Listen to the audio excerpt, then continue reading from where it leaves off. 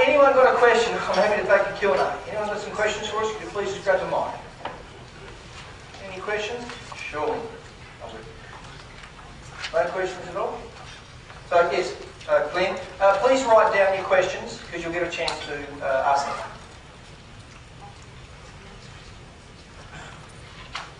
Mel, the thought that came to my mind is trying to work out whether your vehicle is the right one and trying to ascertain or quantify how you can get to the answer to that question.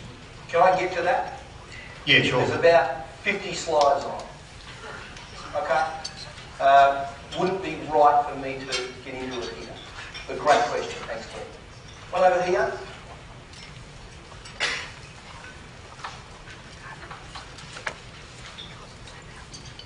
Good morning, my name's Dave. My biggest question, I have my own business and have so for about 18 months. Things are going quite well. One of the issues we have at the moment is getting too big too quick. Will you be covering cash flow techniques to fund expansion?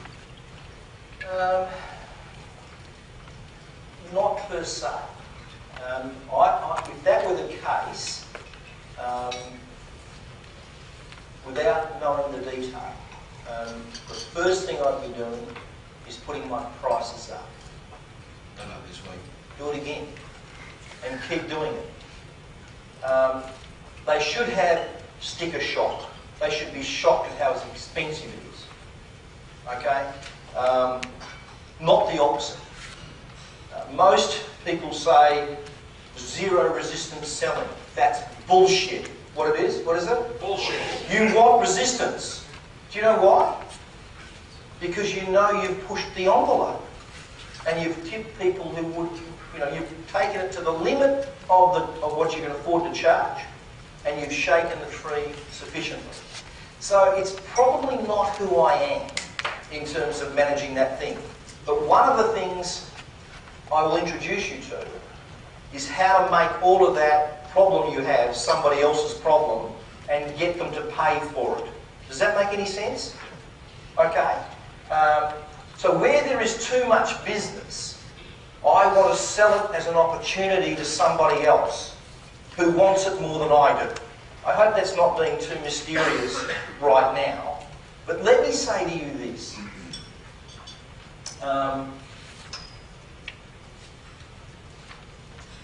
Years ago, there was a knock on the door of my office. And the girls buzzed me and said, some guy wants to sell us his printing. This is not unusual. He's what you call a pest. What is he? A pest. He's knocking on my door, uninvited, and he's a pest. And the last thing I want you to be is what? A pest. You must be a welcome guest in the sales and marketing process. That's a clear distinction. Why? Because they don't want pests. So stop being one. And that's one of the big shifts in the marketplace today. Thanks, Chris. And for entertainment, who understands I'm at least 50% entertaining myself even here? Who gets that? Right, at least 50%. I'm making myself laugh. Okay? So, they sent him through because I wanted to see his presentation. It was diabolical, which is often the case when most of you are concerned. But I was entertaining myself. So for entertainment, this guy said what all of you say en masse. I'm a better printer. Well, how do you quantify that? I'll do it cheaper. That's the next price. Which if you would be the cheapest, there's always someone that would do it cheaper. So it's a valid model for business success, but it's the most flawed of all. That's called commoditization. You must never allow yourself to do it on price. Easiest, most dangerous of all. Because someone will do it cheaper. We'll watch the cheap people disappear. Because they are the first and most affected by difficult environments. And they don't have marketing dollars. So they have no way of succeeding. Okay? Because they haven't got sufficient profit in order to impact the market, and they need to do more business, not less than us. Does that make sense? So he said the two things that nearly everyone says, which is a load of crap. And by the way, 7 in 10 don't consider price. But they will consider price if it's devoid of an argument against price. And most of you are devoid of arguments. So what do they consider? Rich people even consider price. But it's not their first consideration. It's not the first consideration of people that aren't rich either. Who found that interesting? It's fascinating. Fascinating statistic. So here's the point.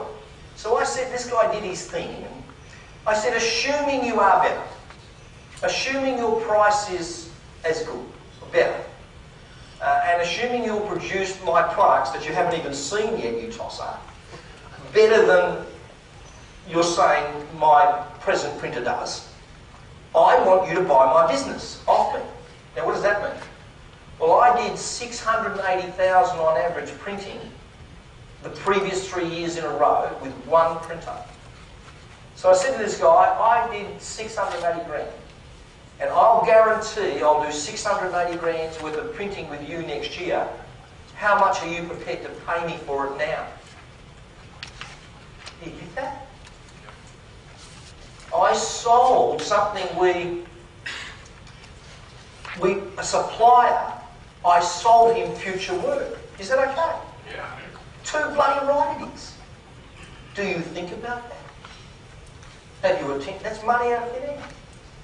His first comment was, no one's ever asked that. Well, I said, here's how it's going to work. If you want my printing, you're going to have to buy it. But I'm going to guarantee you 680 grand or more next year. And on top of that, if it's less than that, I'll refund you pro rata, whatever the figure is. Do you all get that? He came back 2 days later, took my stuff away, came back a week later, I should say, and he said, he said, I've got to go and ask the boss. Okay. So off he went to the boss, and he came back a week later and he said, my boss said, we'll pay you $30,000 for your future work, but we'd like 2 years. So I sold future printing. Well, I didn't sell it, because I'm incredibly loyal. I stayed with my printer. But I was just shaking the tree and seeing what would happen. So, you know, here's a guy, bought the purple book in a bookstore in an airport, flying out to Bali, worried about the recession 3 years ago. Why was I the first person out with a book on the recession in this country? Because I've been warning people for 12 years it was going to happen. When it wasn't popular, while we're all high on the hog. I didn't figure it out. I read a book called The Great Boomer Head, and it's all based on age-driven spending, early retirees. It was inevitable, but nothing to do with the subprime. Nothing to do with it. And we're in for it until about the year 2020. Okay? So when should you get this information? So, this guy, we created a marketing system for him. He sells patios. Now, if you've been to my office, who's been in my office? The front door is araldite and locked. I put araldite in the lock. True or true? Ian? Absolutely true. I araldite the front door so you can't open it. And I've got a sign that says, beware of dog and go to the rear. I'm shaking the tree to see how serious you are. I walk out of my office and Dean McCain standing there with a cheque in his hand for $10,000. He read the book on the aeroplane. He sells patios in Perth and is worried about the recession. Today he's 5 months booked out in advance. He's the dearest patio company in Perth. He doesn't work in the business any longer. He's gone and learnt what I taught and bought 2 beauty salons. What does he know about being in the beauty salon industry? Is there any money in knowing how to do that? Less than mortal crap. No. What does Greg Milner, the journalist, know about beauty salons? He was sleeping with a girl that owned one.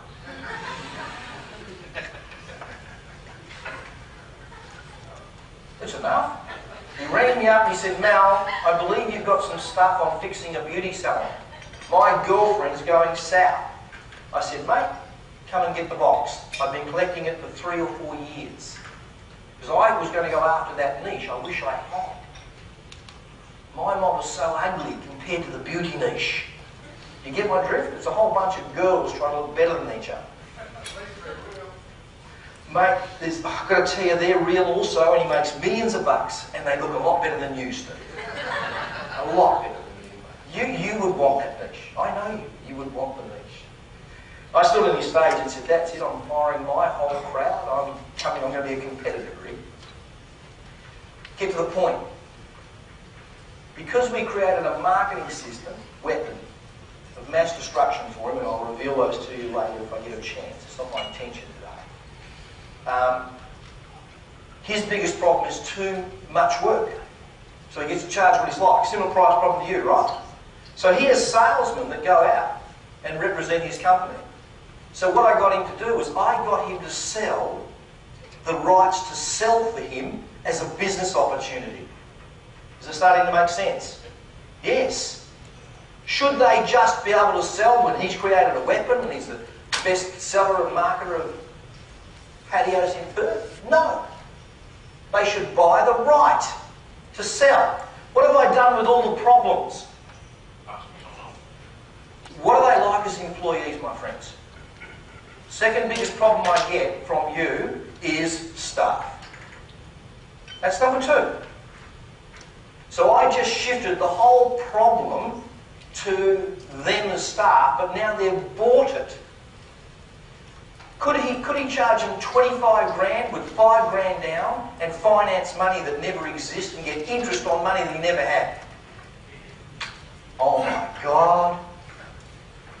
Could you? Have you got every right to? Yeah. Yes, you have. You're the guy with your nuts on the line every day. I'm shifting the responsibility, but more importantly, I'm turning it into an opportunity to make money. Does that make sense? Can you see how that might work for you? Can you see how they'd work a lot harder and they wouldn't have sick days? Because they're not entitled to any of that anymore. So that's how I look at it.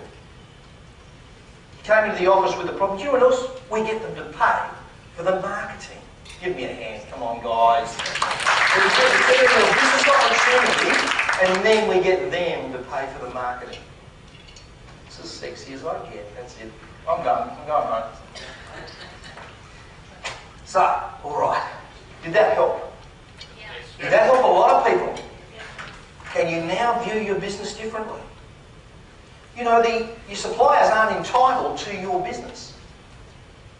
They must earn the right, preferably buy it as a business opportunity. Why not? Why not?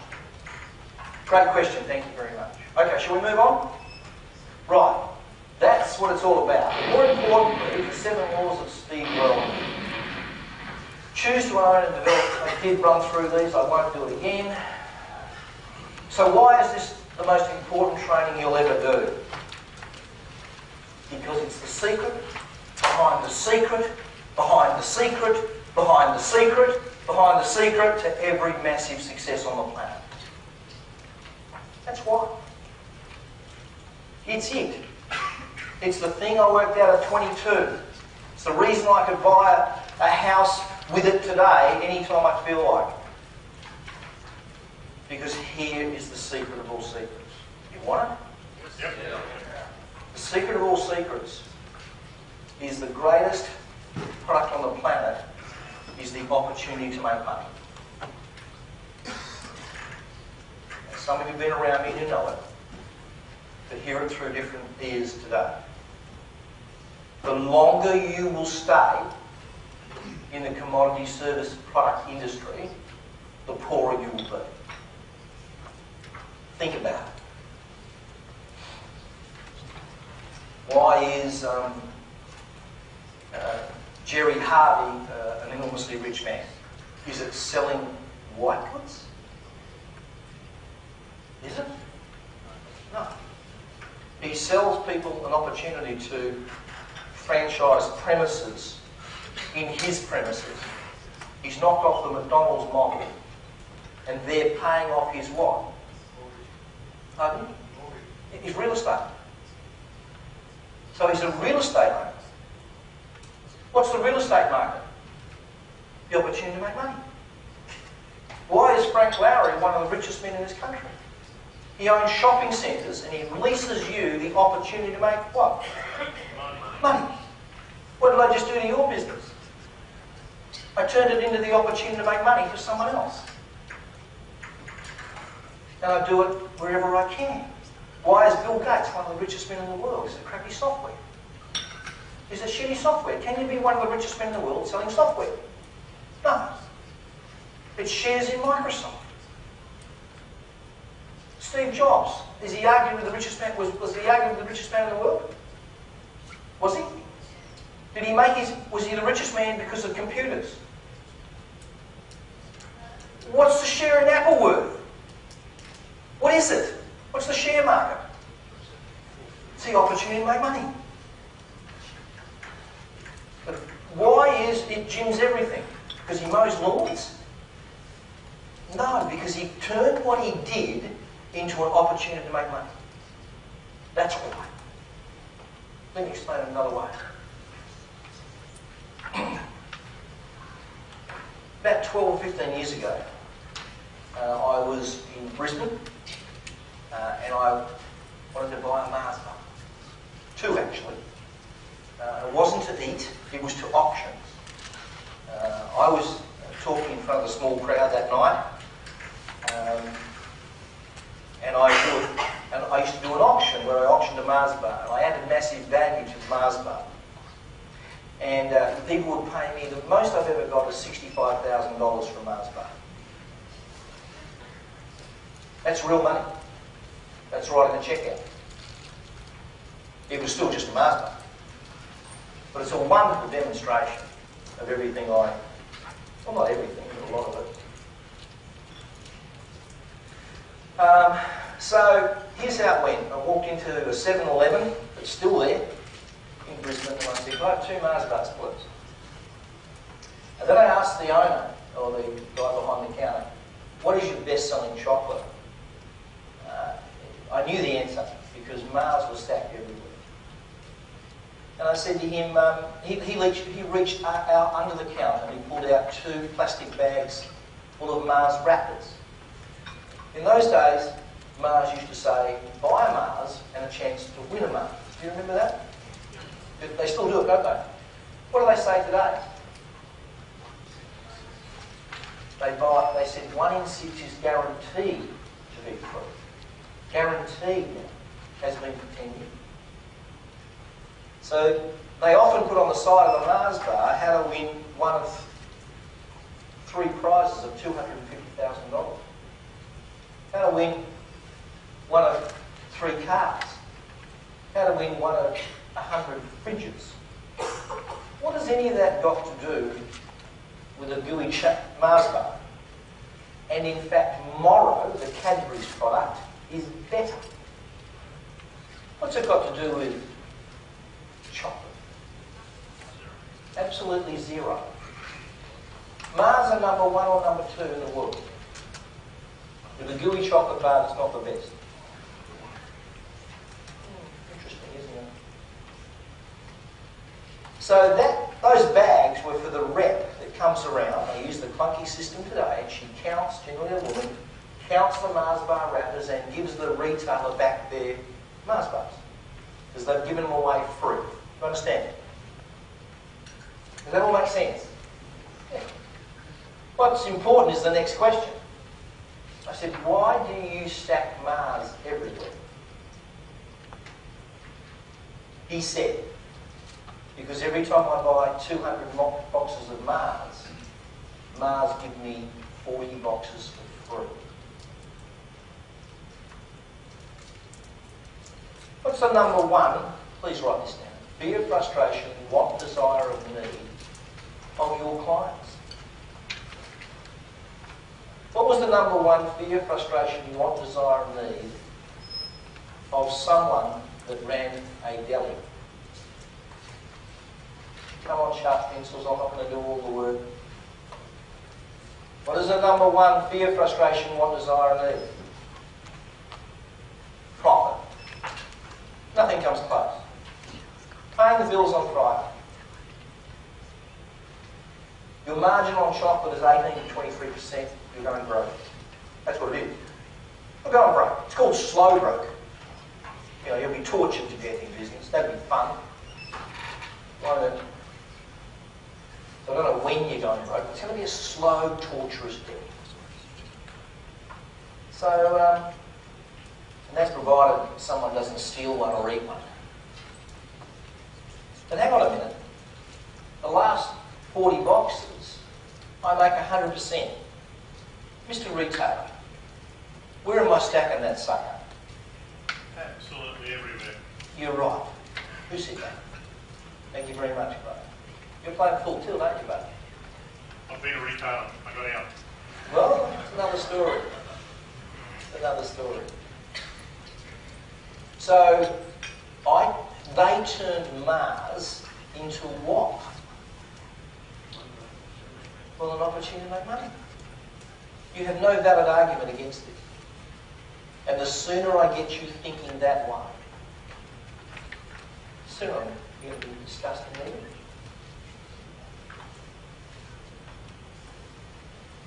So, Mars get it. That's how you have an inferior product and you are the number 1 or 2 in the world. You know, a girl sitting in a seminar in Sydney years ago, and I was telling that story in a different context. What might the context have been? Added value. Added value. But massive added value. Who did they add value to? The buyer, the consumer. Don't buy a Morrow, buy a Mars, you can win 250 grand. And you might win a free one. And what about the retailer? What do they do? Massive value. So I can skip massive value when I get it.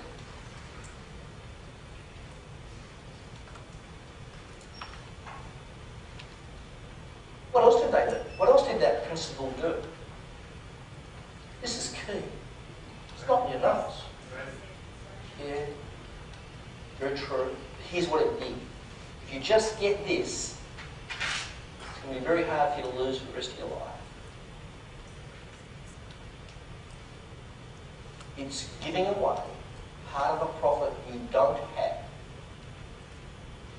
to get a profit you never would have had, and it's making your bonus your product. Anyone like me to explain that? I'd like you to repeat it first. I'll do my best.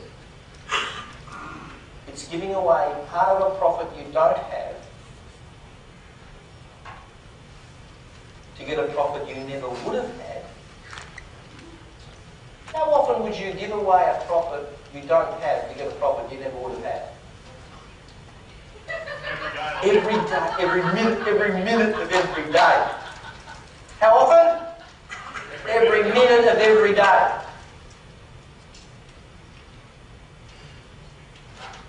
And make your bonus product. Make your bonus product. So, I only gave away a profit, free Mars bar, when someone what? What one? How can it be that simple? Well, it is. And then they made the bonus, the cars, the free Mars, the product. Why? Because they buy the bonus. You all buy the offer. We all buy the offer. So for everything you can conceive, it's like the secret of all secrets behind the secret of all secrets. And the guys that are these first generations, slogging it out, moments and weeks and months away from bankruptcy that I might show you if I get a chance, some of them, that's what they got from me. Every single one of them are in the opportunity to make money business. And the sooner you sell that as an opportunity, find a way, sell the supplier the right to supply you? I don't know. I suppose I need you to put on a different set of thinking. Think about your business in this way. But any argument against it is totally flawed. Anyone have any questions on that? Give a mic, please. It's so important, I'm just going to take a question or two here by choice. Hand up again. No, please. Please tell everyone who you are and what you do. Every time you get a mic, that'd be great. G'day, my name's Joe. I run a business called Party Machines. Just wondering still, how did you sell the Mars for 65 grand? I added value, Joe. Where's lovely Rachel? Rachel, isn't it? Right, she's home, is she? Oh, Rebecca. Rebecca, Yeah. I got the R right. Just on holidays. Yeah, I added value, Joe. If I had a Mars bar here, I could do it right in front of you. Okay? I'd add the things you want, and I'd make the bonus the product. The bonus might have been me. How'd you like me working in your business with you, for example? Yes. Well, you get a Mars bar. It's not a Mars, I said it. Look, I suppose I haven't got time, but what I would do is I'd add massive value to it for you. Because it's tempting. I've just got to know in the back of the room, I've just got so much to get through. And I haven't even started. And we are working late. Okay? Who's glad about that? You sleep next month. Okay? 2 days. I promise you, you've got no idea what you're capable of. Alright? Great question. It's massive added value. So they take the eye off price. Okay? And I made the bonus your product. Alright? And the money was donated to a girl that had been run over by a car as she was training for the Olympics, and it turned into, unfortunately, a vegetable of sorts. Okay?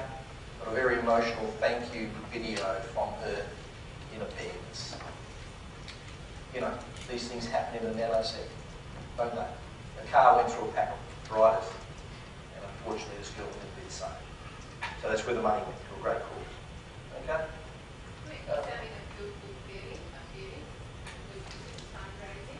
Yeah. No, the folks who were donating, that sort of satisfied a certain emotion. But the reason they bought was the products and the bonuses and the value. Okay? It was great that I wasn't keeping the money, but it wasn't the primary reason. Okay? They don't just donate 65 grand, they saw the offer. Okay? In this circumstance. But certainly emotion plays a part. No doubt about it.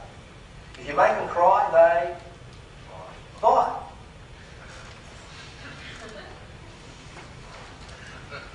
Right.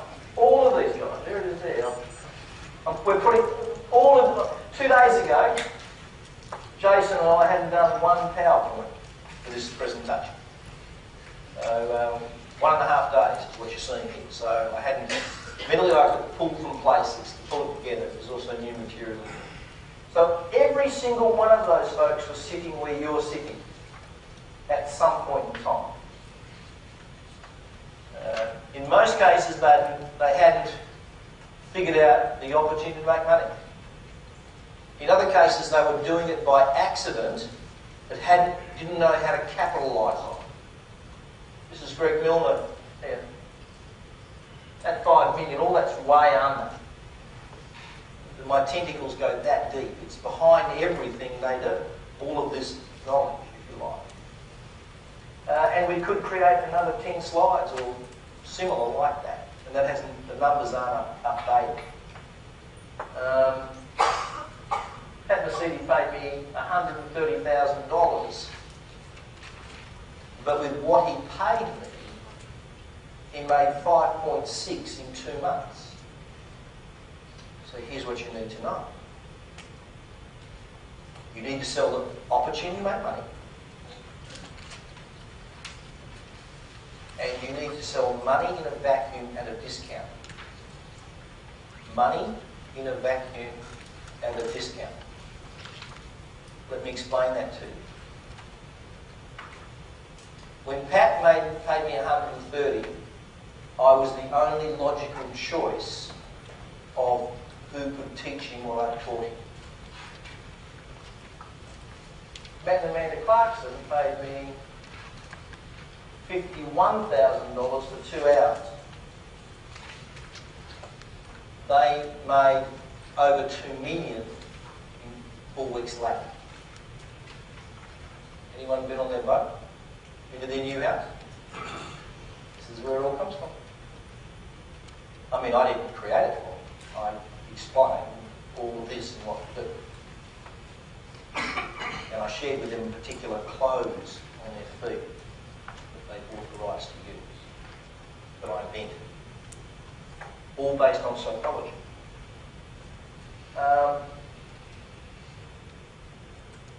Pat made 5.6.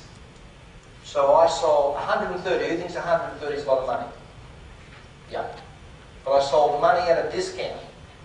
Compared to the 5.6, who thinks I got ripped off? I did, I got ripped off. I should have attached forced continuity. It's another thing I introduced to this country 12, 15 years ago. No one knew it was. I told them that. Andrew and Daryl Grant have a website to this day, a membership site that makes them $50,000 to $60,000 a month doing nothing. Because I taught them forced continuity. In other words, when someone buys from you, they have to buy for life. Because that's when you're the hottest and the heaviest. And it's too hard to make you hot and heavy. Guys, the girls, if you want to have a hot night, it costs you and how long does it take? It takes a while. If you ring her up every 3 months and say, honey, honey, honey, honey, honey, you're not having a hot night. Hey, it's going to cost you a bit more than that, right? True or true? Same with buyers. You ring them up every 3 months and say, honey, honey, honey. And it's too expensive to get her hot and heavy. So you want to sell lifetime when they're buying. When? When they've got the credit card out. That's when you sell lifetime. Because it was too hard to get the credit card out. That's called upsell and cross-sell today. But I love forced continuity. In other words, you can't buy it unless you buy for life. And you don't cancel. On MASH, you don't cancel. Unlike the Reader's Digest, we let you cancel. Who's ever tried to cancel that? We laugh. You finished up all the books everywhere in plastic bags that you never read. True or true? True. Yeah. But I don't advocate don't let them cancel. Let them cancel. But that site's been there. Now they build them for everybody else. Help other people get into business and sell that as an opportunity where you do all the work and they share in the profits. Who thinks that's cool? Yeah, because it's cool. So there's the list. So money at a discount in a vacuum. So anything you make is less than it costs you. How easy is it to sell money at a discount? Very. Very. Very easy. If I had $10,000 diamonds for $2,000, who would find $2,000 or more to buy a stack on? Show me. And then look at around the room. Money at a discount. I'm the only guy with 10,000 diamonds for $2,000. You care where I got them from? Probably not. But it needs to be above board and legal. It's so easy to get rich being honest. You don't need to read for a second. So understand money at a discount in a vacuum. Money at a discount in a vacuum. Does everyone understand that, please? No. Right.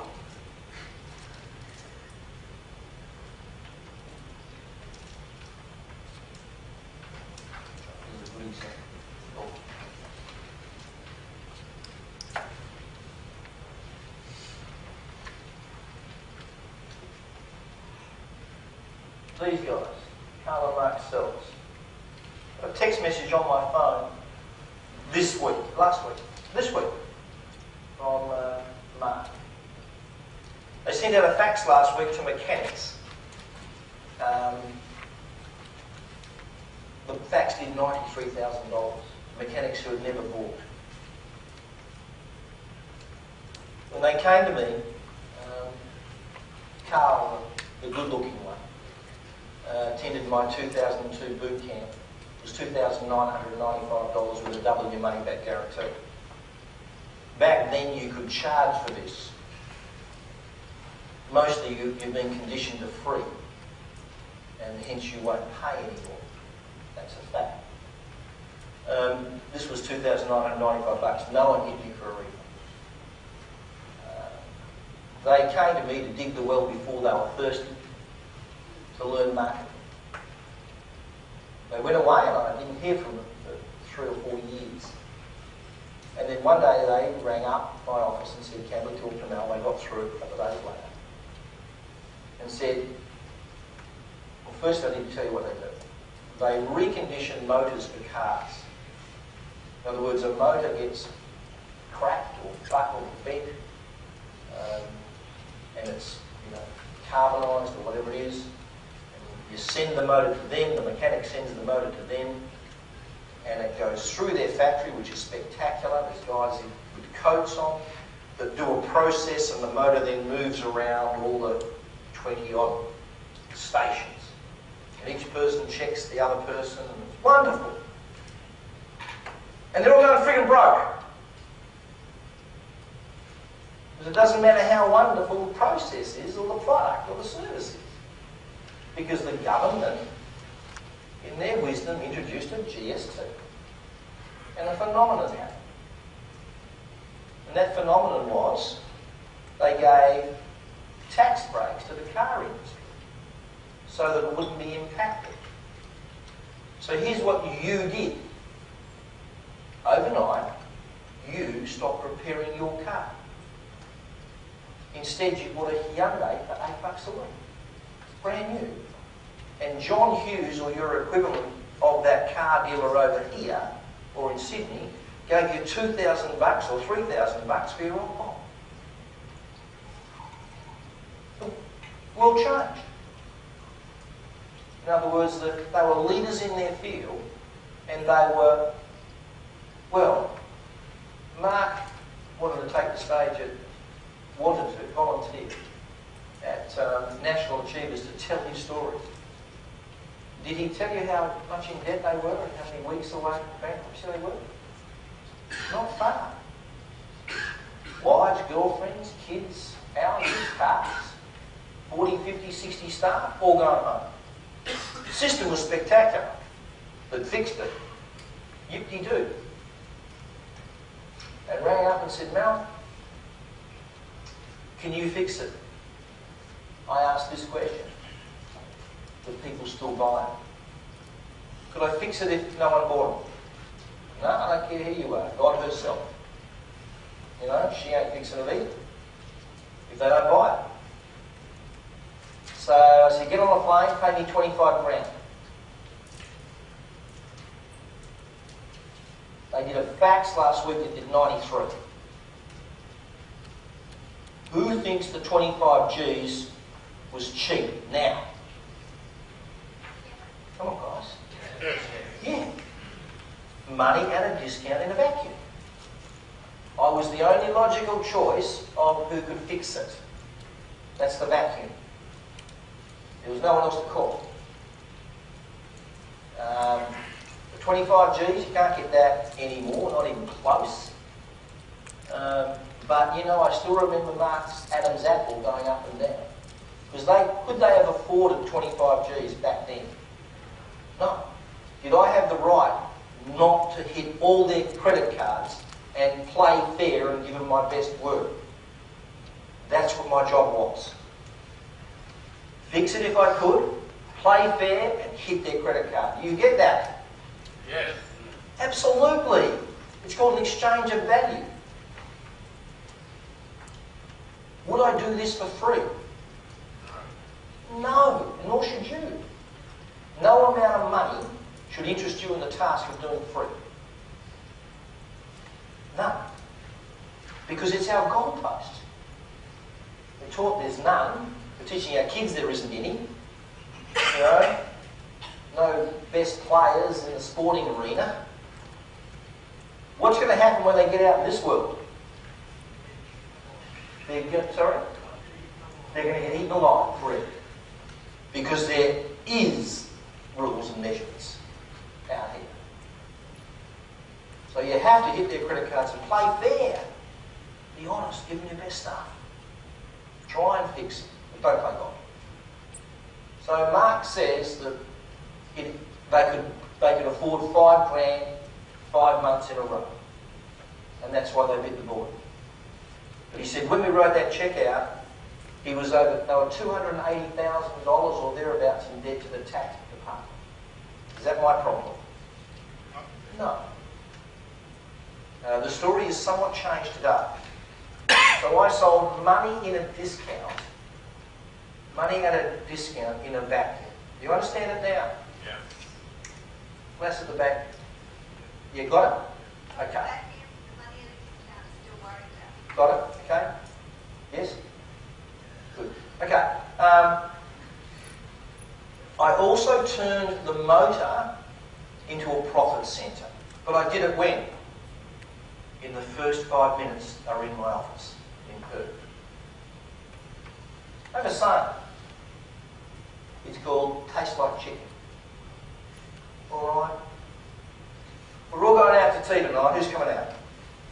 We're going to a crocodile restaurant. Your response might be, what does crocodile taste like, right? Okay. If I said to you, crocodile tastes like chicken, what might you know? Soft, white flesh, juicy. Okay? If you have to educate your market, you're in trouble. But the best way to do it, by educate I mean educate that they need it, or that they need to understand the product. We just want them to want it to be a starving crowd. But if I say tastes like chicken, or an analogy, do they immediately know what I mean? Yes. So we use analogy. So Mark's sitting there and Carl's sitting there and I said, here's what we're going to do.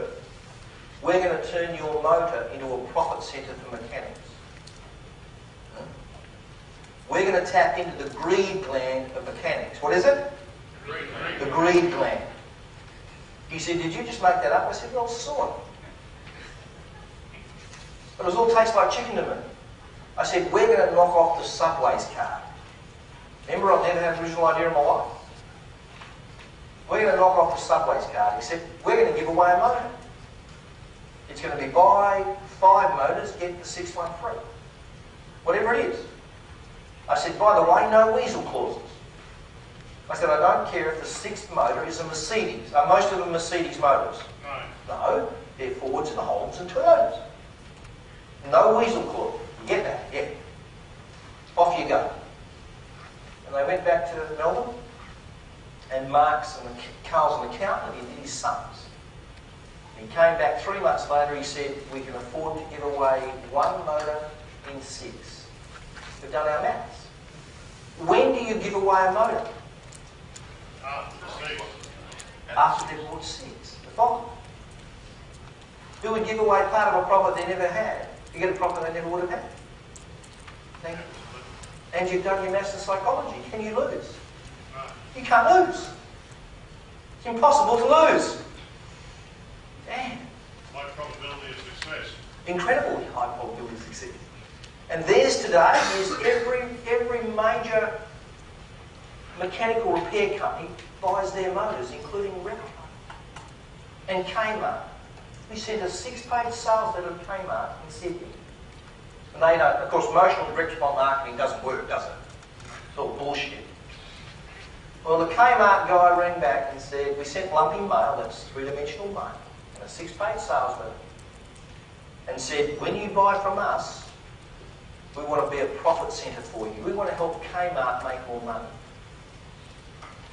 Guy rings up and says, I'm flying down with my 2IC to your company in Melbourne. Could I come and have a look tomorrow? we got past the gatekeepers. Signed up Kmart. From bankruptcy. One premise. Opportunity to make money. Turn it into a profit centre. Tapped into the greed gland. Does the Kmart guy have a greed gland? He's responsible for the profits of that division. This works in the corporate world. Please don't think this doesn't work in the corporate world. Because a person buys from you, not a company. And that person has the 5 emotions of love, greed, guilt, fear and pride. They say every 10 grand they've spent with me made them 50. Who thinks that's a good investment? It was either $10 or $1,000. They set it to a room full of my members. So, that's how you fix a company from bankruptcy. Profit centre, ownership product. Does everyone understand now? Notice I'm telling in stories. Will you remember the stories? Yes, you will. Hopefully. All these guys, every single one of them, it's a series in the bookstores, and every single one of them has one thing in common, and it's me. And that's Karl and Mark Seltz winning an award in the US. I'm the good-looking guy in the middle. 2009, voted internationally by Americans and people from the UK at the Kennedy Glazer Corporation. And of course, Roberta Fadul puts it down to my marketing also. All of these people are information entrepreneurs that sell money at a discount in a vacuum. Every single person I've shown you. Jim's mowing. You know, why is McDonald's the second largest owner of real estate behind the Catholic Church on the planet? They sell the opportunity to make money. Sooner you get this. This is a massive secret of all secrets, is it not? You get it? Well, I figured it out at 22 when I started my first hardware business. Owen McGrath, who taught me, was my mentor, still owns High Wycombe Hardware 37 years later. Bumper and Matt, his 2 kids that I knew as babies, run it. He's handed it on. Is Owen right? Yes. Owen has a model that worked for him. He was president of the Kalamunda Shire for 10 years. He owns the shopping centre where his hardware store is. He probably owns 10 pieces of real estate. There's lots of ways to skin the cat. Owen's right and I'm right. What you've got to figure out is what's right for you. Do you want to own a hardware store for 37 years? You can. And statistically it's possible to achieve what Owen achieved. But I don't think he's had $1 million a day. I have. It's actually $1 million 2 hours. I've done it a few times. So do all these folks. What do you think Karl and Mark's businesses were today? Well, who knows? We've built it to sell to our ultimate buyer. Do you think they'll have any trouble selling it? No. They went online recently using my technology, and in their first month did $32,000 selling motors online. You think that's not bad? That was the first month. Level of incompetence. So, all these folk, every single one of them today sell money at a discount in a vacuum. Joe Martin came to me as a doctor, crying her bloody eyes out, not wanting to be a doctor. Is it important to know what you don't want to be, or what you don't want to do, in order to do what you do want to do? Yeah, very important. Yeah. I've got a thing where I say, make a list of the things you will or won't do for money. I still advocate, you should all do that. Make a list of what you will and won't do for money. So when someone rings you and says, Mal, I can make you a fortune, it's like, I'm sorry, I'm not interested. You know, it's very important that I can dismiss it. Because if you turn your attention to something else, what does it suck up? Yeah, and money and time. So when you've got the list, does it get sucked up? Like me, don't want to deal with crooks. Don't want to deal with regulated products. I can deal with yours, but I ain't having one. It's on my list. The regulators piss me off. Me too, yeah. So I don't want to go anywhere there's regulators. So you won't see me selling stocks and shares. You won't see me selling health products. The TGA jumping all over them. You know, cashed up authorities, out of control. But who can determine how much wealth you make, Graham? No one should ever, sorry for pointing at you, ever, my mother would smack my mum for that. No one should ever determine how much money you make and how hard you work. So don't do anything in my world. Don't think I'm right. You can make me wrong. I'm just telling you my truth. Is that okay? In my world, I want to go there. We help people go there all the time. Because they're in that thing, we can still fix them. But I ain't going there. Not with my model. No way. So Jo didn't want to be a doctor. She didn't know what she wanted to be. And should I have taken Jo's money and let her sit in the room, on occasions emotional wreck, and let her get it when she gets it? Or shouldn't I? Yeah, I should take her money and let her sit in the room in the hope that she gets it. What did I do? I provided what? Opportunity. The thinking and the behaviour. Because the one thing I missed earlier on is it's all choice and behaviour. So the problem with all of this is that you're the biggest problem. That's what I need. Jo was the biggest problem. I didn't know how long it was going to take. So when I'm honest, I say, you're going to be a pain in the ass. But it's not going to stop me playing fair and giving you my best stuff in the hope that the penny will drop. Okay? So I'm honest and up front and say it's going to be complicated, difficult and clunky. But we're the right place. If I'm not, I'll tell you. I've got two criteria, by the way. Number one, we can help you. And number two, I like you. That's it.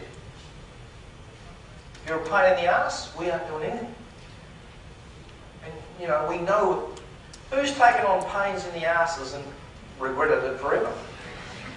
Well, the Crud government never passed the law, and the Gillard government's probably working on it. That is that you have to take on shit clients. Okay? Client selection is like the who, number one. Okay? And business selection is like right up there at the same time. We might need 4 days for this seminar. So, Paul. So the penny dropped for Jo being exposed to the knowledge. Okay? And then she got a job with Christopher Howe, learned how to speak on a feed. She attended several of mine long before she worked with Christopher. And today she teaches it. And she's partnered up with, who knows Dr. Jones? Yeah, bloody good at it. Didn't know what she wanted to do. Paul, celebrated speaker. Awarded, applauded. Said, and I quote, I wish I could do a shit talk like Mallee Moon. Why? 20 years sick of being broke. Sick of the awards and the applause. The only award you're interested in is profit. Based on an exchange of value, and anyone who tells you differently is BSing you. Who wants to help people? Me too. Who understands if you don't know how to help yourself for profit, you're not going to help anybody. Who understands that? So get good at this. And then help lots of people.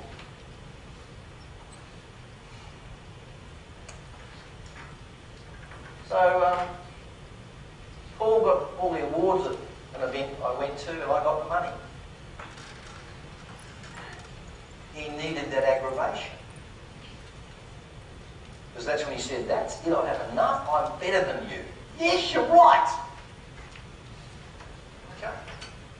Where's the money? Okay. I could go on, but that's not braggadocio, that's fact. I'm just trying to take you inside how long it can take and what it can take. You know, this is Matt Rudd. These guys are your partners, are they not? Yep. Who have they been able to help? Who have you been able to help? It's endless. It's endless. What about I didn't teach it? What about I just kept it to myself? What about I didn't sell stuff? Would that be playing fair?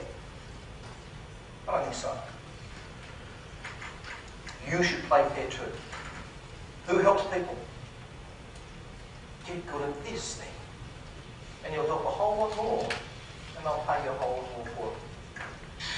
I have been running what I thought was a successful training business for the last 11 years in Zimbabwe, then London, and now Australia. And what I've learned is I didn't have a clue. I had no marketing in place whatsoever. I was running my business by the skin of my pants, just going along from month to month. Some months were great, some months weren't. And I thought that was how business just went generally. Since I've been in this Millionaire Makeover, I have now a proper marketing system that I can put into place. Bad months are a thing of the past. Every single month just gets better and better and better because I have clients coming to me now and I understand what works. I know how to go out there and get clients coming into me, and it's all just so much easier. So I can't thank you all enough for all of the help. Ian and Mel, thank you so much. I feel I'm never going back. The sky's the limit from here. So thanks, guys. Now, something very important. There's someone in the room that can't eat onion for lunch. Who is that? Is it you, Ian? It is, yes. Mate, I should have known it would be you. Can you seek out your own meal? Not a problem. No, we've got one for you. Not good. Okay? It's, no, okay. Something on toast, mate. So we've got that covered. We don't want to make you sick. I need your help. Right, so let's have a look at this. Okay. Most of you think incremental. Alright? Incremental is more profit, more clients, more work. Okay? And that's why you come to. Alright? But it's not the world I'm introducing you to. It's not the world any of those people live in. I've termed it strategic bypass. So Mark and Carl came for more profit, more work, more clients. Judith Wilson came for the sun. 40 grand. First phone call with me. Breakthrough call. I said, tell me about your business, Judith. She said, oh, I'm a corporate trainer. Any corporate trainers in the room? No? No. Still be instructional. Tell me how that works. On average, I do 10 half days a month. There's roughly 10 people in the room. I've got 5 courses that I deliver to the corporate market. And I'm paid $300 per person on average, and the rest of the month I spend trying to get a client. You can relate to that. Yeah. So she said, I want more clients. To which I replied, no, you don't. We can fix that if you like, but I'd rather not. I'd rather take you to another world. And that's what she refers to in the first call. Because what did I want to do with her? Give her an opportunity to make some money. Yeah, but actually someone else an opportunity to make money. Remember I said, best product to sell on the planet is the opportunity to make money. Better still if it's money at a discount in the back. So she did $1 million in her first year. She didn't know how to speak on her feet. Thought of that as well. Her and Doug took me for a lovely steak in New Zealand. It was delicious. They paid me 40 Gs. And they were in the environment for about 2.5 years. Still does give gratitude. But here's the thing. At the first call, I said, here's what we're going to do. Now this is, well, it's in there anyway. I don't know where it is, but it's in there. And write it down now if you feel like it. Sell to people. I've just forgotten. Is it? Oh, you beauty. Thank you very much. Sell to people who want your success more than you do. That's beautiful. God, that's beautiful. Why didn't someone teach me that years ago?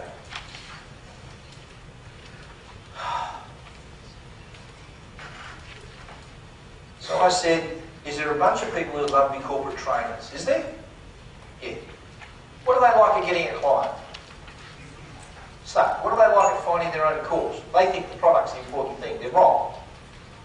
So I created the marketing system Judith wanted for her business that she thought she was going to use for herself, and we sold it to other people to use. Who thinks that's poetry? Yes. That's beautiful.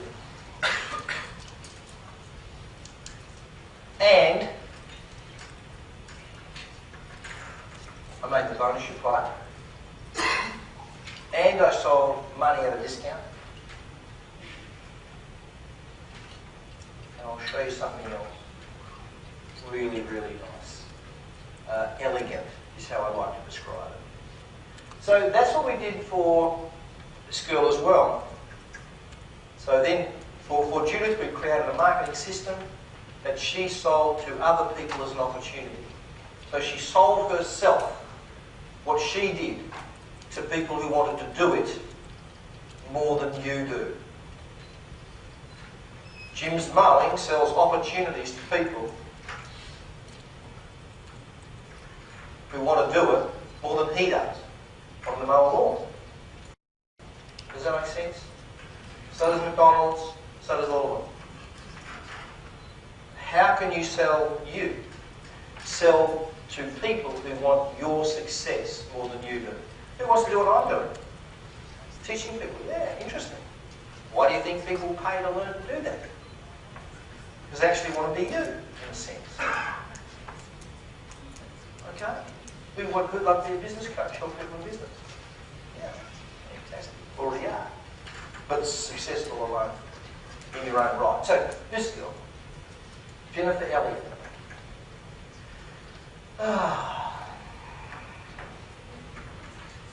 Jennifer. It's 2006, maybe 7, I can't remember. I'm running a Silent Killer Masters of Cash Flow. Andrew and Daryl are doing their first ever presentation on their feet for an hour and a half, and they did just on $200,000. Daryl had come up to me at the end of one of my other events. It was British Millionaire Retreat. He said, how come there's no girls on stage? And I said, because you haven't given me a reason. In other words, it was guys that knew how to do it. If you issue a challenge to Daryl Grant, I got to tell you, it's like coming back between the eyes. Took them on the road with me, taught them speaking on your feet. By the time we got to the next year, they did 200 grand in their first major tour. Who thinks that's spectacular? And now have $1 million days and weekends. What I teach you never leaves you. You understand that? Can anyone ever take that skill away from Annie Rundell or any of those other folk? No. Can anyone take the skill away from me that I'm teaching you today? No. No. You got it for life. And it's more valuable than your real estate, it's more valuable than your house, your land, your money in your bank. It's more valuable than anything that can be taken away from you. The most valuable asset you'll ever have is a skill or a value you can deliver that can never be taken away from you that people will pay you for. Nothing comes close. No exception. Nothing. Can your money disappear? Yeah, absolutely. Absolutely. Can your real estate disappear? Can your business disappear, Glenn, overnight when they change the regulations, the tosses? Idiots. Anyway, I digress. So, Jennifer is limping around, and I did see her. There was nearly 1,000 people there. And I saw her limping around on crutches at Silent Killer. Silent Killer was raising funds for ovarian cancer research. This was before I knew my wife had it. I donated about 100 grand in the name of a lass called Madeline Glendenny, who was a client that got diagnosed 2 days after my 50th birthday. She sat on the wall at my 50th and said, "My doctor wants to see me." She was 38, she was dead at 41. Nasty. So I created the Silent Killer Masters of cash flow in the name of Madeline and donated this money to find that sucker early because it hides itself. What I didn't know is my own wife either had it or was getting it. And I herself, 3 years. They both did 3 years. One went medical, 3.5. The other went alternative. It still kills you. Mostly. So I see this girl limping around. She'd been either run over by a car or knocked off a bike or she'd had a car accident. I made an offer at the event for an expression of interest to talk to myself about continuing your education with us. It was 40 grand at the time. Her and her husband Jeff flew to Perth to have that discussion with me. I don't mind having it live if you hop on a plane and show that sort of commitment. And they flew over. And Jennifer was getting around a bit better by then. But for the first 10 minutes, as long as I could tolerate it, Jennifer wanted to tell me how good she was and how great her product is. My tolerance is about 5 minutes. Because that's the discussion everybody wants to have. But there's no correlation because money doesn't have a conscience. Wish I'd be wrong because then nurses and firemen would be rich, and are they? No. Because money doesn't have a conscience. So, I said, Jennifer, what's your bank account like? There was a bit of silence going on after that. Because that's the true measure of your success. It's your bank account. It's the only one we've got.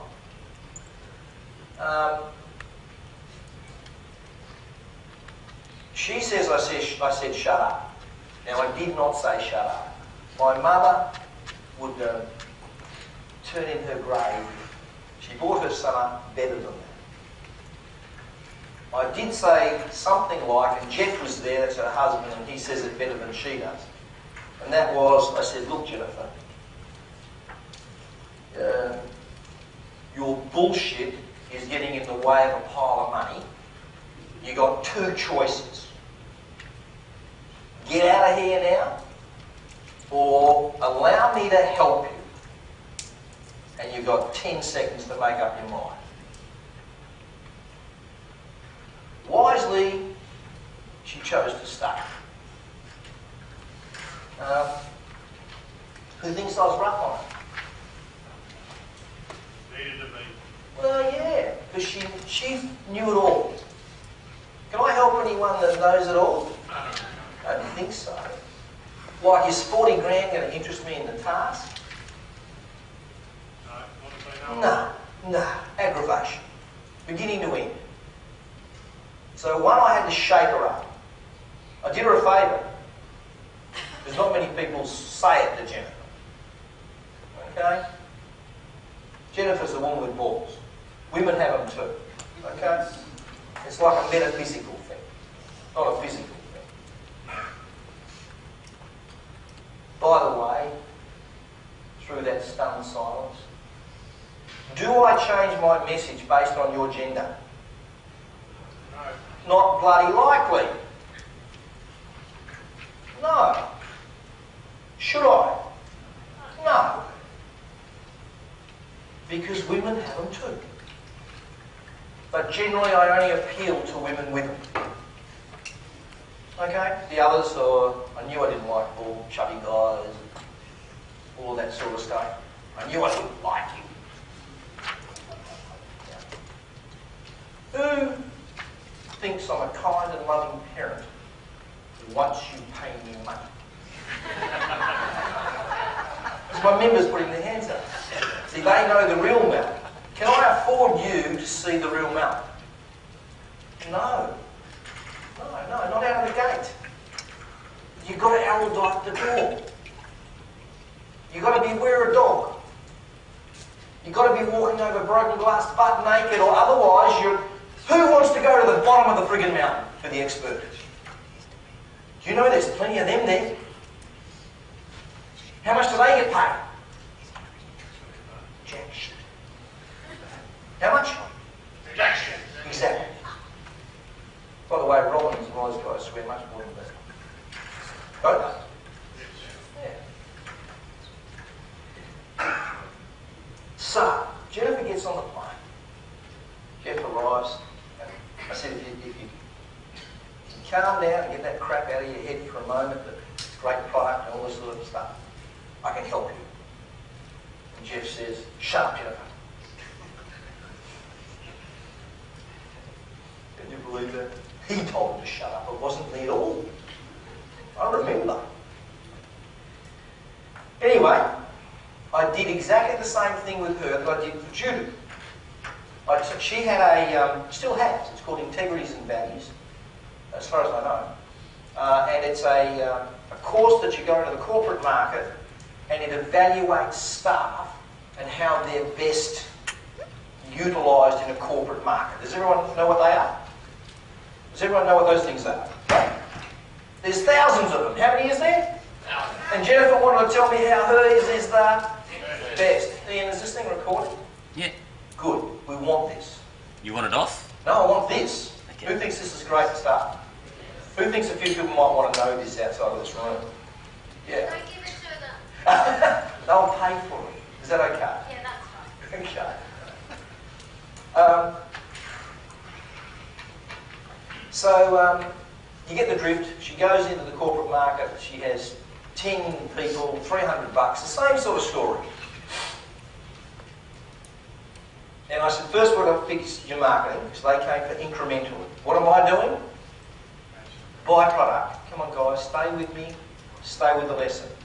Strategic byproduct. When am I doing it? Immediately. Immediately. And I can do it with a workbook. I can do it with a pizza. Okay? So anyway, I say, tell me about your system now.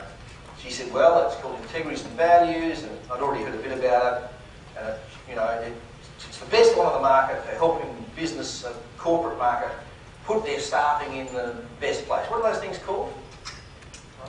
Profiling. Thank you, Steve. And I said, here's what we're going to do. We're going to sell your success to people who want it more than you do.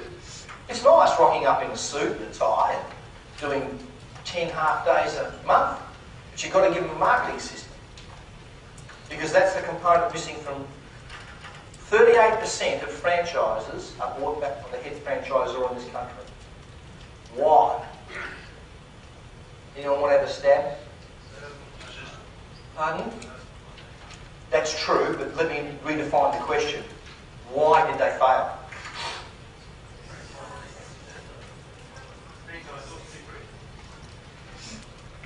Here it is. They teach them mechanical, technical whacking and cracking, what to do, and they teach them nothing about being a marketer, getting a client. Number one reason for failure. What Jim got right is he takes the marketing off the idiot and just lets the tosser mow the lawn. And that's what he figured out. He figured out the worst thing about what he did was the lawn mowing person. And the aerial person and the, I don't know, what is it? Jim's everything, isn't it? Paving. Don't let them do anything but mechanical, technical thing because they're idiots. And you can't trust them. And if you gave them the system, they'd stuff it up. Who knows that? Yes. You can even have the system created for you and you'll still stuff it up. Man alive.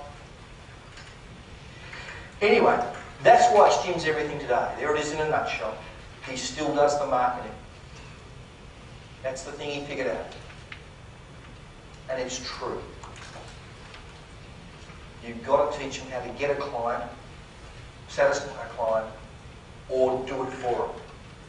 And you can charge more. All right. There's one kicker to that. They could buy Jennifer system to be her as an opportunity, or they could buy it as a business running with 30 corporate clients making 30 grand a month. What could you charge more for? The opportunity or the business? How many times, Matt and Liz, were you listening to me at all? If we had an opportunity to make money, someone wanting to sell your success to someone who wants it more than you, or we sold them, put it this way, we own a lawn mowing business, we'll sell you a territory, which is an opportunity to make money. How about we sell you the clients and it's already got 30 grand a month? Which one could we sell for more? All the clients, everything in place. That's called selling money-making machines. So there's two ways to skin this cat. One is we sell it as an opportunity and you'll get rich and make millions of dollars, and that's exactly what the Grants and all these folks do. Or two, and there's one other caveat, or two, we sell it as a business. We sell it as a business. And that's like 10 times multiples, and still you get paid for life. You buy it and you still pay me. Is that okay? Should you sell it with your intellectual property attached to it? No. No. Will they buy it without it? Yeah. Because they're all hot and heavy and want to buy. True or true? There's one other way, if you like, a third way, and that's you sell you with it.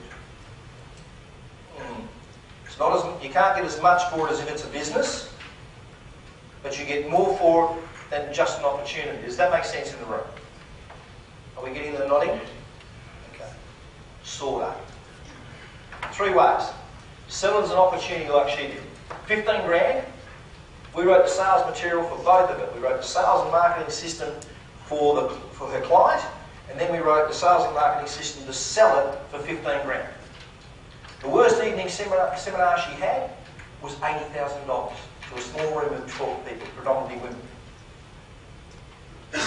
Got a text message from her and Jeff, May, 3 years ago, we just had our first $250,000 weekend. Who could handle that?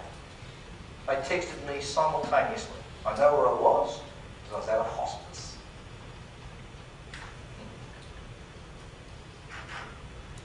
So, is all this starting to make sense, everyone? We've done about 10 slides. There's 300. But here's the kicker I want you to get. Again, I don't know anyone that purveys this. I don't know whether I figured it out or it just made sense to me, I don't know. I've also grandfathered them into the deal. Now, what does that mean? Remember I told you money at a discount in the vacuum? Remember I told you sell the opportunity to make money? So I said to Jennifer, I said, so your course thing, how does it work? She said, it's a little manual, and they fill in the manual in the 2-hour course, and Jeff and I take it home and we run it through a computer, and we come back the next day or the week and we tell you you should be in sales or you shouldn't be in sales. You get the drift? Like profiling lead. Right. It's good stuff, I call it. I said, how much does the manual and the thing cost you? She said, $10 or less. Okay. How much do you charge? She said, $300. $300. Each person in the room. Corporate pay for it. I said, here's what I want to do. When you sell your opportunity, and she ran with the price I invented on the spot, 15 grand, I want you to sell it with a grandfather into the deal. What does that mean? Here's what it means. If she sells them for $300 at retail, the course, how many times does 300 go into $15,000? Can someone tell me? Because I can't add up. 50? Right. When you spend $50,000 with me, sorry, $15,000 with me, I will give you the first 50 courses, your first 50 sales. You won't have to pay me for the manual and everything. But I do. Who thinks that's a good deal? Let me reframe it. When you go and buy a Subway's franchise, mind you, this will never happen unless I owned it. When you buy my Subway's franchise for $450,000, how much are they? Did anyone know? Something like that? Yeah, anything from 2 to 6, depending on how big it is. Okay, so they're going concerns. How about when there's a start-up one? Can you buy them? Maybe you can, maybe you can't. For the purpose of this conversation, when you buy my Subways, your first $450,000 worth of sandwiches at retail, I'll supply free.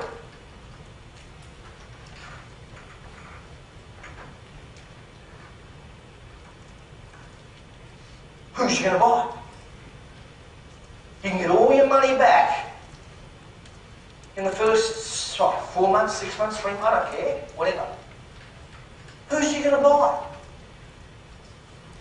Did it cost me $50,000 to do it? No. Does the sandwich cost me 50 grand? Who thinks it might have cost me, 450? Who thinks it might have cost me 50 grand?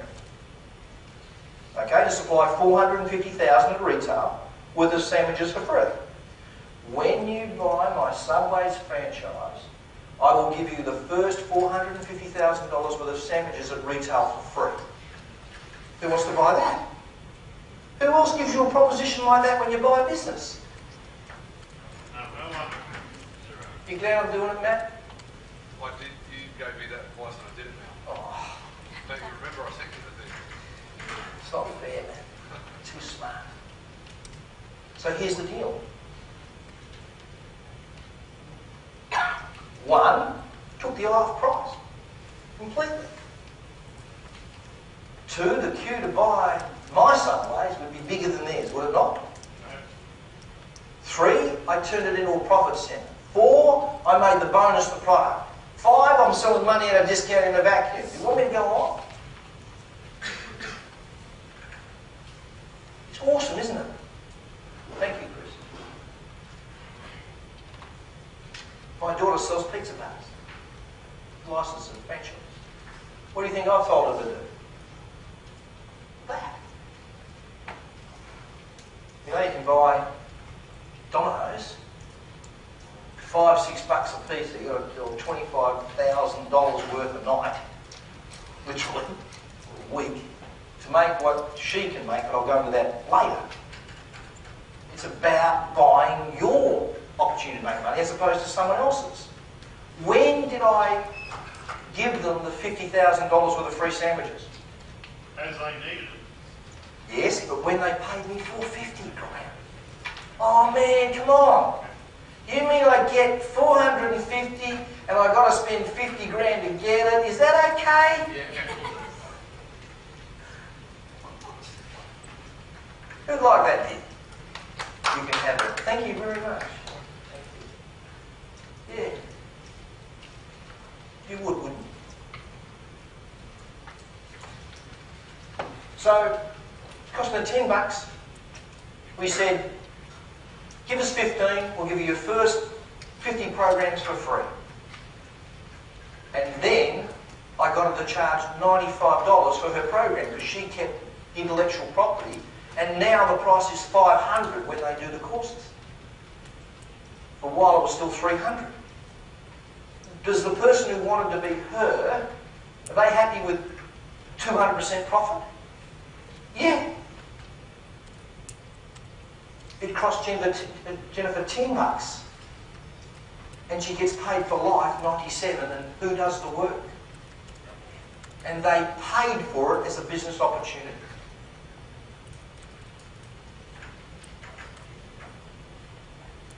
That's how you think strategic byproduct. Any question? Please take a mic. We're running them or we take it? I don't know. It looks like we're running them. Christine, could you go lighter on the honey, darling? I am a sweat attack person. A little bit less honey, a little bit more lemon. I've got two Harriers gigs to do in a week. I've got Peter Godfrey to do as well. And my voice is wonky from having an out-of-body experience at National Achievers Conference, yelling my head off like a 2-year-old. Yes? I just wanted to know who provided the clients and how the clients flowed through that system. Well, she already had the clunky business, where she had no marketing system. So remember I created 2 systems. One, because the reason franchises fail is no marketing system. So you've got to take their money and play fair. So create the marketing system. So we fixed that thing that they don't fix. And then I created the system for her selling the license. So it was a similar kind of setup to gyms. Yes, it is. Except Jim does the mowing. We created the system. You can charge more if you create the marketing and do it for them. The service is amazing. Got it? Cheers. Anyone else on that one? Very important to go. Who thinks they could go home now and get their money's worth? Show them. Right. Any other questions? Right. Okay. Most people think incremental improvement. We think strategic bypass. There's a big distinction between us and them. This is useful to you maybe.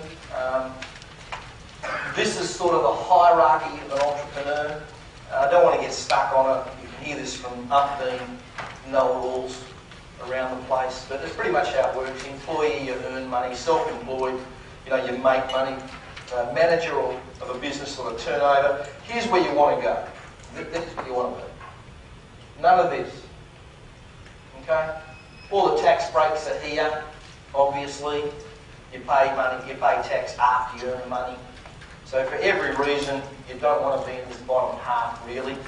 So here's where you're going for. Entrepreneur using other people's money. Okay? You must start by, build and create a business with the intentions of excelling. No exception. Absolutely no exception. From this moment onwards. Is that where I'm up to? Holy small.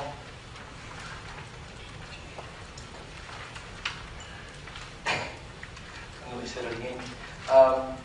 Did you ever hear the recordings of, you will hear the recordings of me coming off the stage at National Achievers, because the mic was still on.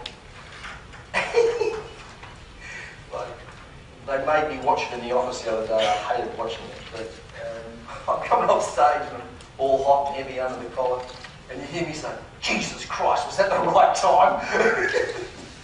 Because I ran out of time on stage. So I was just about to say, Christ, is that where we're up to? Law number 1. Come on, give me a break. My whole model is about taking ordinary and making them extraordinary. All of those products are commodities that were turned into extraordinary businesses. And that's how 94% of the world's millionaires have made their money, in ordinary business. It's not some brilliant idea you had in the middle of the night. Not something you patented that you wouldn't have a clue how to sell or market, or whether it's even of value in the marketplace. Like people say to me, "Mel, I need you to sign a disclaimer, confidentiality document. Do you reckon I sign it?" No. No way. Why would I? Like, do I need your business? No. Is there any value in some, valuable commodity that you don't know how to market or sell? What's the key component? Marketing and sales. So I teach, and I would literally break the agreement every day of my life. So I go somewhere else. So this mob here, the conversation went like this. We're going to open a coffee chain. We're going to open them all over the world. Oh, thank you very much. We're going to charge $1 squillion for it, and we're going to serve up coffee so hot in cardboard cups that you have to put a hanky or a tissue around the cup in order to drink it or touch it. We're going to complicate the menu so much that you'll need a PhD in marketing or something in order to order one of the bloody things. Everyone ever been to a Subway? We're going to make you stand in queues, inconvenienced from beginning to end. And we're going to charge $8 for a cup of coffee.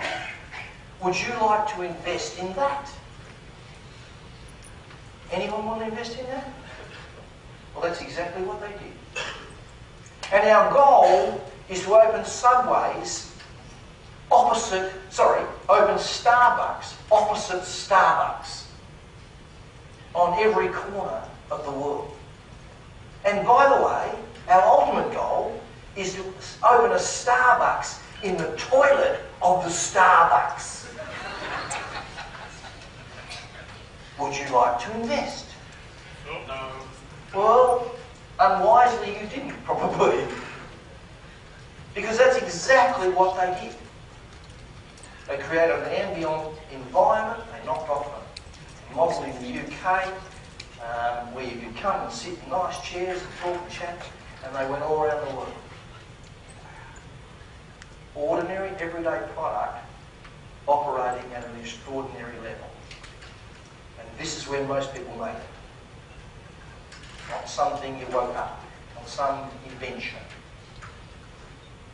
Too expensive, too costly, too dangerous. Commodities. Operating in extraordinary fashion. Tom Monahan. Domino's. Him and his brother, Ann Arbor in the States. They're teenagers. Struggling pizza bar. One brother takes the car and goes back to college. It was a VW. Want to read a good read? The Pizza Tycoon. Tom Monahan. The other brother, Tom, keeps the pizza bar.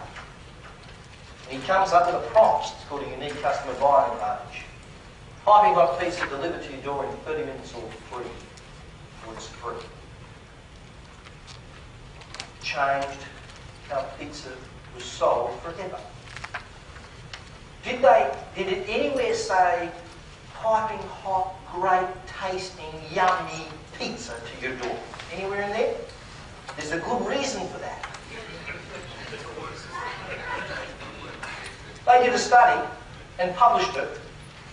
And the study said, and I've got it back in the office somewhere, that they surveyed their clients, and their clients said they can't tell the difference between their pizza and the cardboard box, and they can eat both when it's delivered and two for the price of one. Who came out and said that? Domino's. Domino's. That's called revealing the elephant in the room.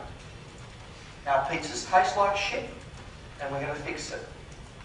And if you ate the box, you get 2 for 1. And by the way, we're going to put cheese inside the crust. So now it's a cholesterol test. If you eat the sucker and you live, you're all right.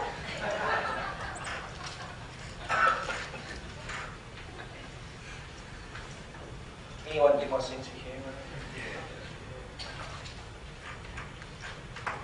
Did they deliver pizzas back then? Yes. Yes. But he was the first one to make the promise. And that's that one about McDonald's. You know, well their competitors are trying to copy him, they're reinventing. If you're first in, you own. There is no second in a sense. That's why we create unique customer buying advantages for our customers. It's usually based on risk reversal guarantee. What is it? Risk reversal. If after buying a shed from us, if after buying a patio from us, it's not the best patio you've ever had, it's not identical to what you thought you were going to buy, we will tear it down, fix it for free, or pay a competitor to build another one. Who wants to buy their patio? Do you think you're going to ask how much it is? No. And by the way, when you buy it, you get a choice of a barbecue, an outdoor setting, and a trip to Bali. Which one would you like? Commodity, operating in an extraordinary way. So, they're already delivering pizzas. Here's what they've done, what isn't commonly known.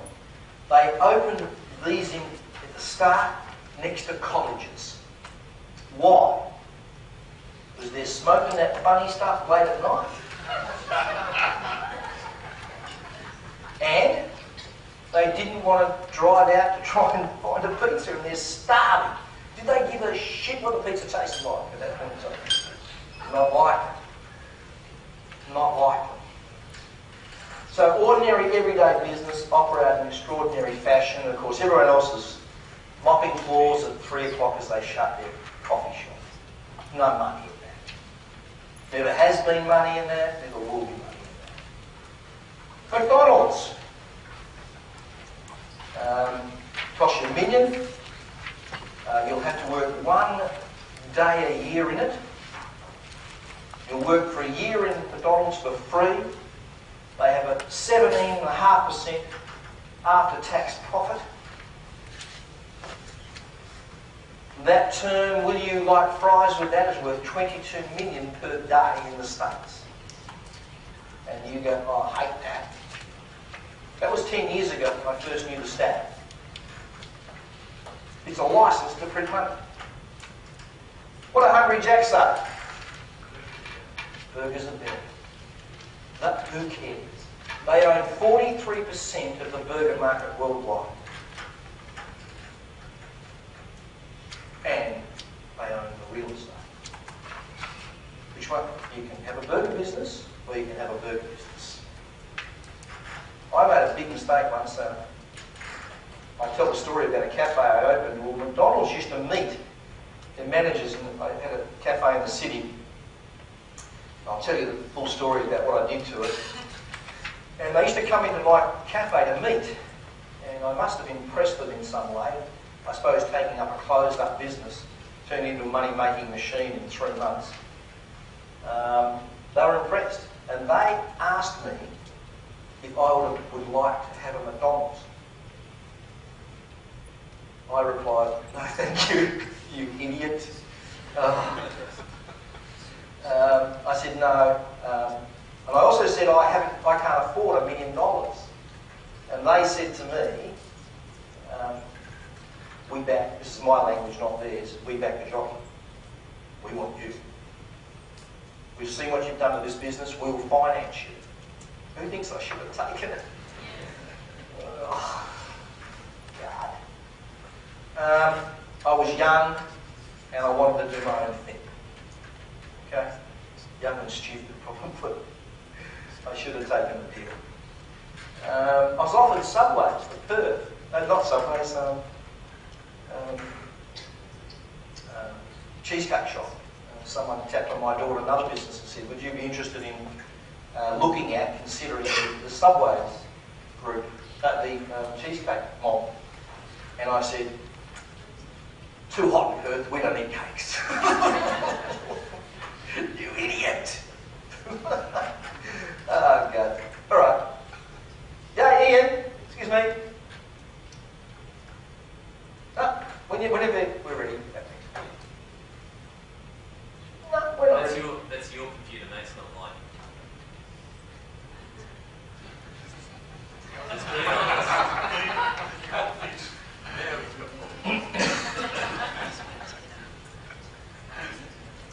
Is it on here or something? Yeah, it's on. It must be that file now. It was working fine before, Ian.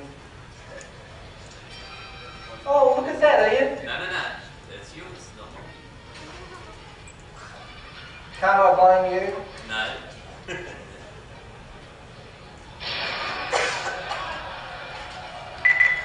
You mean you didn't check this?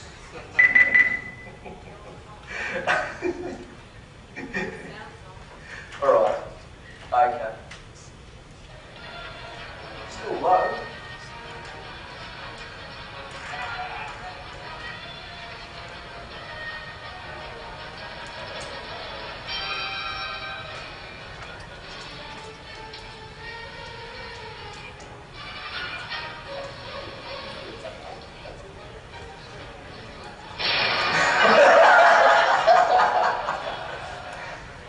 The Indiana Jones School of Business. That's where you've arrived. Well, you know, that's what we're about. We're about domination of our category. But from the start, because there's good reason for that. You know, your clients and prospects are trying to pay less and, you know, get you to compete against your competitors or want to make you compete, if you like. And of course your competitors are trying to steal your clients. So I've got that nice poem of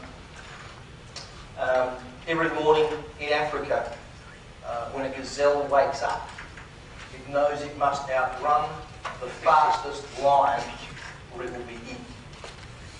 Every morning in Africa when a lion wakes up, it knows it must outrun the fastest gazelle or it will starve to death. I don't care if you're the lion or the gazelle, when you wake up tomorrow, you better be running. Do you get that? Because we plan to dominate.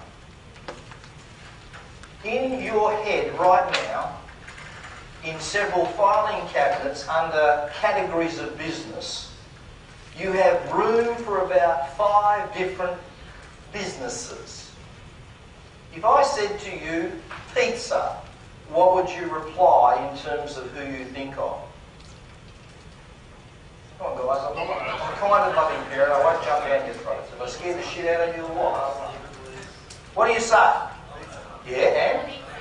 Pizza Hut, Eagle Boys? So you've got room for how many? 4 or 5. Now that's every category, including whatever one you're in. Okay? Now here's the problem. How hard is it to get in there, in the category? And who do you have to shift out in order to get in? So like a $64 million question, isn't it? That's what we've all got in our head under any category. What about, say, rent-a-car? Budget? Avis? Hertz? Any more? Budget. budget. And now what? We're buggered, aren't we? That's it. I could go on. We've got room for about 5 or 6 in the cabinet. All right? In every category. What about, we say, no bullshit marketing? Thank you. Joke. There's going to be a few. But understand, you've got to get me out if you want to come in, if I'm in there. If I'm in your head under that, someone's going to get me out. How about I say, speaking on your feet, who do you think of? Tony Robbins. How about learning to speak on your feet, who do you think of? I'm not widely known as the coach of the coaches. Toastmasters, Joe Martin, Darren and Andrew teach it these days. Okay? So you've got to get someone out. Do you understand me, guys? But the name of the game is to get in. That's called top of consciousness, top of mind. And the way you do that is through not selling, but educating. It's called consultative selling. And I might get to it. Whatever you do, you are an information marketing company that educates people on why they should buy your product by taking them from pain to pleasure, problem solution. That's how you get in. And that's how they want to buy. Whatever you do, don't look like a salesman. Procter & Gamble. All of those products are billion-dollar products. Did they plan to have a $100 million product? No. They're all billion. That's with a B. And you need to plan to have a billion-dollar product.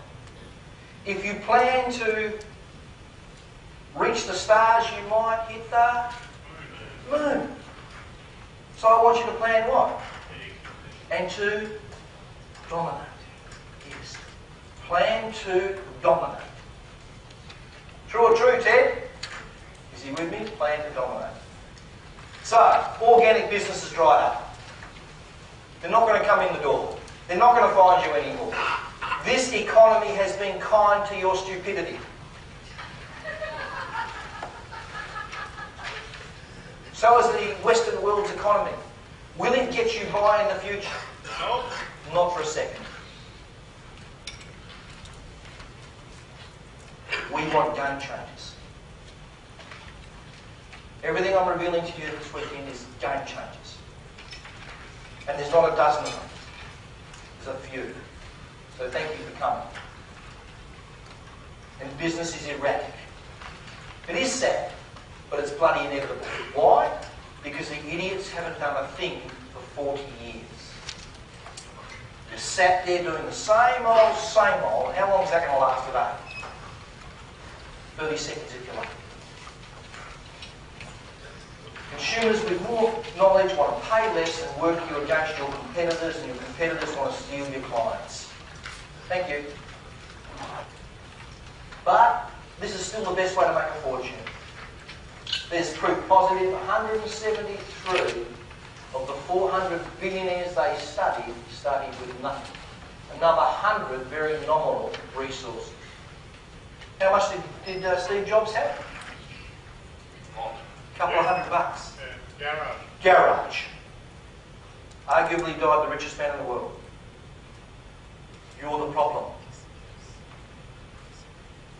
Okay?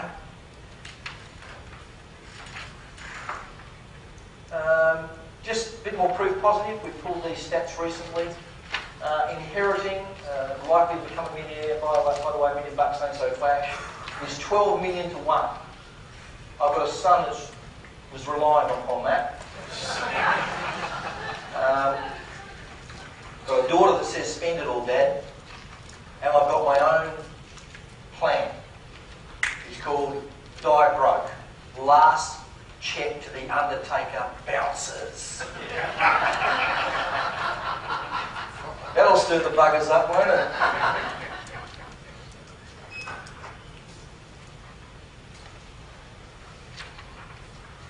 That's lovely, by the way. Just Winning lotto, 12 million to 1. Playing a slot machine. Went and watched the footy grand final at the casino in Perth on the weekend. I've got to tell you, there was a lot of people trying to win. Unbelievable. Winning a game show, 4 million to 1. Saving 800 a month for 30 years, 1.5 million to 1. The next frigging shiny object in some get-rich-quick scheme, highly unlikely. Owning and developing a money-making machine, well, it works without you, about 1,000 to 1. Although, who reckons that's statistically based on not knowing this? Who thinks we just moved a stat for you guys in the room? Yay. Exactly. Yeah. Because there's no ladder. No ladder. Doesn't exist for us. I want you to imagine you own a business where you're going to start one. What is your goal from a financial point of view? Rich people have 3 intentions with small business, poor people have 1. Again, I won't ask you to do the work because I'm out of time. That's what poor people do. Day-to-day working capital. Passive income is something we attempt to build, but more importantly, we want to build the value of the company, the value of the business, building the worth. But when do we do that? At the start. If we do it our way, we still get working capital, we still get passive income, but we build a massive value in the business that we've created. Based on all this formula I've shared with you this morning. Would you make different choices and decisions if you had those 3 intentions from the start? Absolutely. Yes. If you went, that's how we go into business. My daughter is building the pizza franchise for a superannuation company to buy it for 50 million. Everything that happens, every single question she asks herself is to do with the 50 million. Does that make sense? The first question she asks is, will that get a franchisee to buy my franchise as opposed to everybody else's? So her pizza bar opens from 5 till 9 o'clock 5 days a week, and from 5 till 10 o'clock 2 days a week. Her pizza bar has one size. Her pizza bar does no deliveries. Her pizza moves 4 feet. Her pizzas are $16 to $25. And by the way, when you come in, you spin a wheel to win your pizzas for free. Because she doesn't do deliveries, does she? And all around the wall, it'll be that long now, the walls of the pizza bar, there's over $40,000 worth of pizza given away to people who spun the wheel and got H for heroes. Did it cost her $40,000? No. Is that incredible social proof on the wall? Can she put on her window, on her website, it's updated every week or every day? How much pizza she's given away? What's that called? Trust. The number 1 invisible barrier to business. And while you're there, you can play the arcade games for free with Gallagher and Galaxian and all those things. Then you get free slush while you're there. She entertains and involves them because that's what they want today. And by the way, if you wear your underwear on the outside, take $5 off a pizza on No Undie Monday.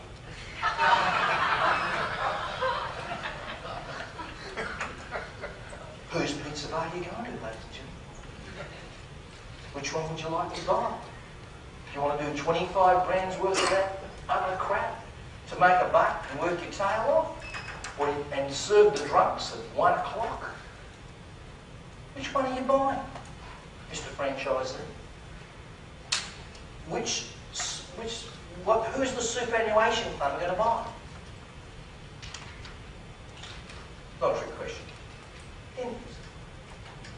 Because it's a better proposition. And by the way, when you buy a store, there's 5 years of marketing done in a can. Which one do you want to buy? Would you have different intentions if you were going to do what we do? Would you build it differently? Yes. Let's face it, business is too much hard work to do it any other way. You're going to run that sucker anyway, guys. Let's build a massive asset. The purpose of a business is to set you free and create wealth, not you working your ass off. To do that, you must think big at the start. If you want to be rich, you have to set rich goals. But Mel, I don't want to work that hard. Then go get a job in your company. All right, you shouldn't be an entrepreneur. Okay? No work is a false god to worship. And that 4-minute whatever it is a load of garbage from my perspective. No one I put up there for you today and follow Trump around for 5 minutes doesn't work. It's a load of crap. And it's a false god. I nearly needed therapy when I did nothing for 12 months. You know? Nearly found myself on a couch. We get a lot of who we are from what we do. Certainly I get a lot from it. If I didn't know what I wanted to do, that was the worst time of my life, arguably, among a couple of others. So, follow Andrew and Darryl around for 5 minutes. Follow any of those folk around for 5 minutes. Follow Trump. You'll soon see. You won't hear no work from me. But do you know, you get rich quick from me. Darryl says it. He said, I showed him where the money was. And we got rich really fast.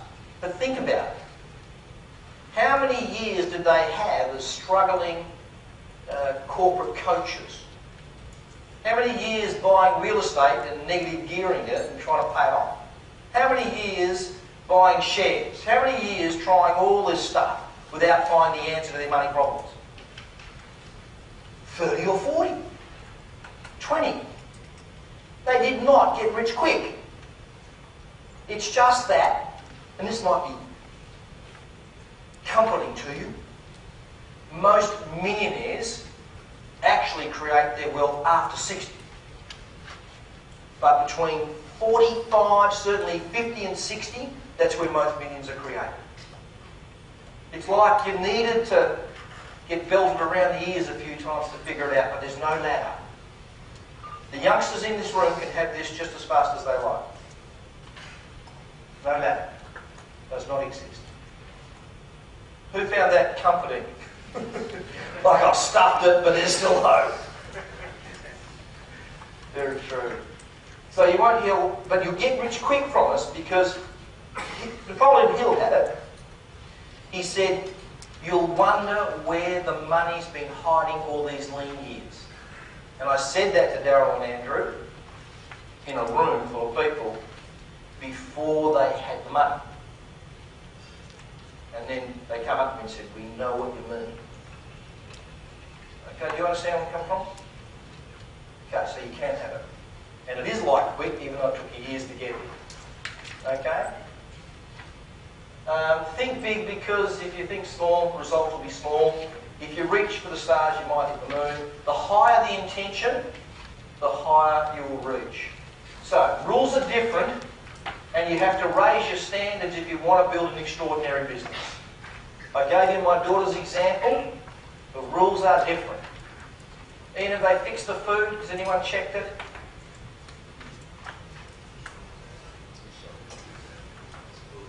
So you just second now. Okay, thank you. Here's what's most interesting. You know, I believe this is my dharma to do this, but here's it's who you become to do this. En masse, the few members that are in the room, is traditional business that you knew before this environment as good as or close to what it's like in this world of the marketer? What's the comparison? Is it better? Is this world better? Of course, now. It's so much fun. Because we live in a different world. There's like planet prosperity and then the other ones. Which planet do you want to be on? There's no comparison to the fun you'll have being a marketer. What happens is you come to it going, what that? Shit. Yeah. And then you go, that's interesting. And then you turn into a raving lunatic, where you can't walk around a dollar shop without trying to find some marketing stuff you can send to your clients. You can't read the newspaper or watch the TV anymore without going, look at those idiots. One-shot marketing, they just blew the lot. There's no headline on that. There's no call to action, no reason to respond. Why don't you just go and tear your money up and put it in a toilet? You idiot. That's what you'll find yourself doing. Who's had that experience? Show my hand. Yeah, you'll never be normal again. But normal ain't great. Normal's broken mediocre. Anyone in this room want broken mediocre? You're going to have to defy industry norm to come with us and be comfortable with it. Defy industry norm. So, how many people you'll have to help? You'll have to alter. How many people you help will have to alter. What your business will look like will have to change. How much better your product and service will have to be better to go to our world. Write down your 3 intentions and don't make the wimping. Unfamiliar is good, stretch yourself. If you don't stretch your intentions, you'll never stretch yourself, so make it scary. So, the problem is your goals are too low and you achieve them. If you want to be rich, you need big goals. I need you to just write down this and then we're going to a break. What's your intention for these 3 areas? Working capital, passive income, building the value of your business. What is it going to have to look like? What's going to have to change? Who do you need to become? What sort of marketing system are you going to have? What do you need to learn? What 3 skills do you need to conquer in order to be a master at, in order to have these things? How much do you want to sell that business for? What has it got to look like if you are? Are you going to work in it and flog your guts out? Are you going to exchange time for money? Are you going to license us or franchise it?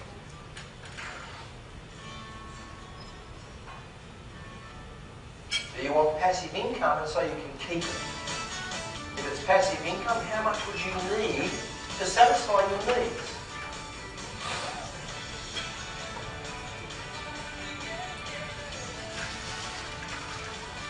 If it's to sell it as an opportunity or license it, what does it need to be turning over to sell it to what you want for it? You know? Jennifer Elliott was $12,000. $15,000.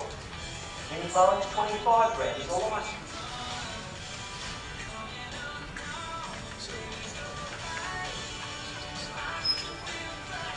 How much will they need to earn working capital to pay you that? What will the model need to look like?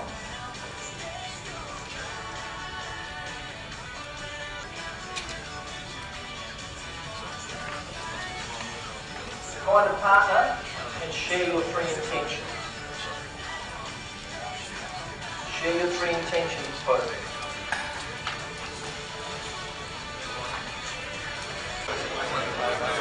Aim high, guys. Aim high.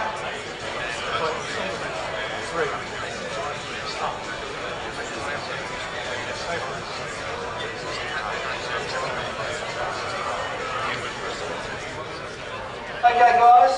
I won't get you to share those with us, but just remember, set high goals. Denver started off at 15 or 20 million, and it's gone to 50. So, you know, you can always shift it as well. But set high goals to start with.